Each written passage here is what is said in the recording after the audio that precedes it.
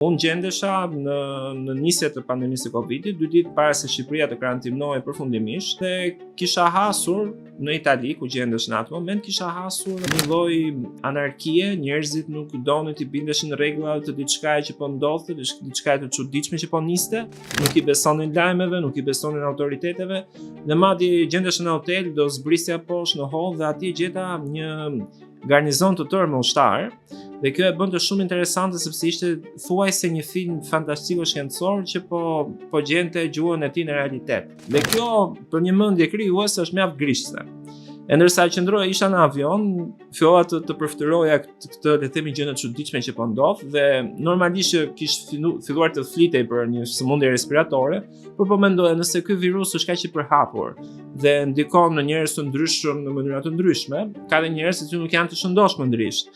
Cili do të ishte ky efekt e këta. Edhe duke qenë se isha në veri të Italisë, në Bergamo, Milano, në të gjitha këto zona ku dhe mbahet zhvillet romane, dhe normalisht unë jam shqiptar, që e njoh mirë kulturën italiane, thash përse vallë mos kemi këtë personazhin që vjen nga vendi që unë e njoh, por duke qenë se histeria kolektive dhe përhapja masive e virusit po ndodh në Itali dhe po kemi raste të frikshme të humbje të jetëve, se mbase mos të zhvillohej këtu ky karakter, sepse aty ka dhe mundësi më të shumta teknike për sa i përket zhvillimit shkencor, instituteve, gjithçka është më e mundshme se sa një institut kërkimor në Tiranë. Edhe kështu lindi në mendjen time Davidi. Gjithashtu mendoj që Davidi është një pasqyrë shumë gjërave të cilat nuk i pëlqej tek njeriu bashkëkohor. Narcisizmi, mungesa e le të themi pandjeshmëria totale, mungesa e vullnetit për të bërë gjëra të ndryshe në shërbim të komunitetit, po sa për të bërë vetëm për veten. Pra, dëshira që gjithçka të jetë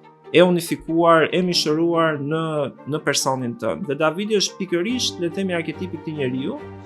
Edhe kjo hera herës e bën ato të ndihet i mund edhe përballë gjithçkaje që po ndodh. Nga ana tjetër, Greta përfaqëson le të themi edhe një lloj gruaje shqiptare, elitare, po që siç mendoj unë, të paktën në optikën time, si shumë gra të tjera në këtë vend, bie ndonjëherë në përdhunën e burrave. Edhe unë pikërisht kërkoja që Greta në një farë mase të ishte fitimtare në këtë roman.